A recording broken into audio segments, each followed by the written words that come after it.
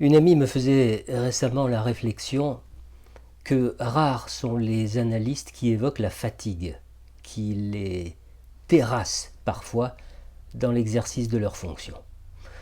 Est-ce par crainte de se voir renvoyer à ce que des tas de naïfs pensent de cette fonction, à savoir qu'on ne voit pas où peut bien être la fatigue quand on est assis toute la journée dans un fauteuil et qu'on ne dit rien? Je pense à une interview d'André Green, à qui Daniel Friedman demandait si le métier de psychanalyste était fatigant. Et Green avait répondu « C'est un métier éprouvant, mais il y a de tels moments de grâce. » Combien de fois cette réponse est-elle venue m'habiter, que je traverse des séances éprouvantes ou que je vive des moments de grâce? Alors on peut demander qu'est-ce que c'est une séance éprouvante? Qu'est-ce que c'est une analyse tout entière éprouvante? Comment expliquer la fatigue que si peu d'analystes avouent ressentir? Je vais avancer plusieurs explications qui ne relèvent évidemment que de mon expérience personnelle. Ce que j'élimine dès le départ de mon propos serait une fatigue due à l'attente. Quitte à choquer, et je l'ai déjà dit ailleurs, l'analyste n'a pas à attendre quoi que ce soit. Il est là. Il occupe l'espace dans un silence mesuré, un silence vivant, accueillant, point.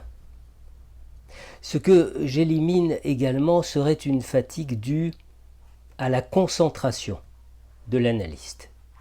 Eh bien, une telle concentration irait à l'encontre de l'indispensable ouverture en grand de tout ce qui peut parvenir naturellement à l'analyste. Autrement dit exactement l'inverse de l'attention flottante. Et je donne souvent en supervision l'image d'une épuisette. Une épuisette qui serait dotée de mailles bien précises permettant de laisser passer la parole creuse et de collecter exclusivement ce qui peut servir le travail d'analyse. Eh bien, cette épuisette, nous la tenons d'une main légère, sans tension, sans volonté de piéger quoi que ce soit dans ces mailles. Mais alors, me direz-vous, s'il n'y a ni effort, ni volonté, ni concentration, ni attente, qu'est-ce qui peut bien fatiguer l'analyste? Qu'est-ce qui peut être si usant, si imprégnant, alors que, en tant que praticien aguerri, l'analyste n'emporte rien des malheurs des patients en quittant le cabinet à l'issue de sa journée de consultation? Eh bien, 4 situations peuvent, à mon sens, être usantes. La première, probablement la plus importante, c'est de se trouver confronté à l'incohérence. L'incohérence, c'est-à-dire l'absence de sens. Me comprendront les praticiens qui ont déjà connu cette impression de ne plus rien avoir à quoi se raccrocher dans le réel, si ce n'est l'accoudoir du fauteuil dans lequel ils sont assis. Lorsqu'on passe 45 minutes à écouter un discours dont l'auteur pense qu'il a du sens, alors qu'il n'en a pas, lorsque régulièrement on tente vainement de ramener un peu de rationnel et que le rationnel est comme une savonnette sur laquelle glisse le patient, et lorsque ces 45 minutes se répètent 1 ou 2 fois par semaine, pendant des mois, pendant des années, alors oui, c'est usant. C'est usant pour 2 raisons. La première, c'est que cela nous conduit parfois à nous protéger de l'aspiration dans le vide du non-sens en nous échappant de la situation. Et dans ce cas, eh bien, nous nous absentons. J'ai envie de dire que c'est un abandon de poste.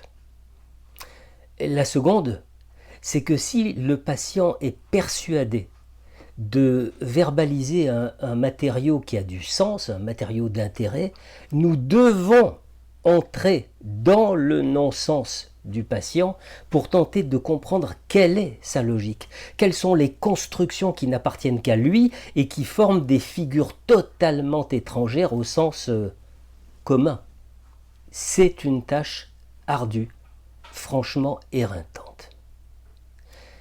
La seconde situation éprouvante, c'est celle de l'accompagnement des patients en dépression profonde. Même si, encore une fois, nous ne rapportons pas à la maison les souffrances exprimées par le patient, il faut rejoindre les gens au fond du gouffre de leur dépression pour comprendre celle-ci. Il faut parfois aller les chercher là-bas au fond, leur montrer que nous sommes là, bien présents, bien solides, pour leur permettre de s'agripper aux parois du puits du deuil pour en sortir.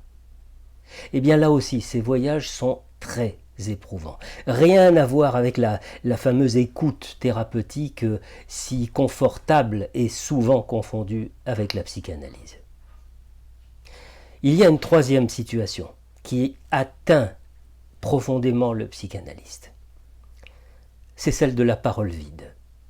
Alors évidemment, répondra-t-on, il faut y voir une protection, il faut y voir une résistance.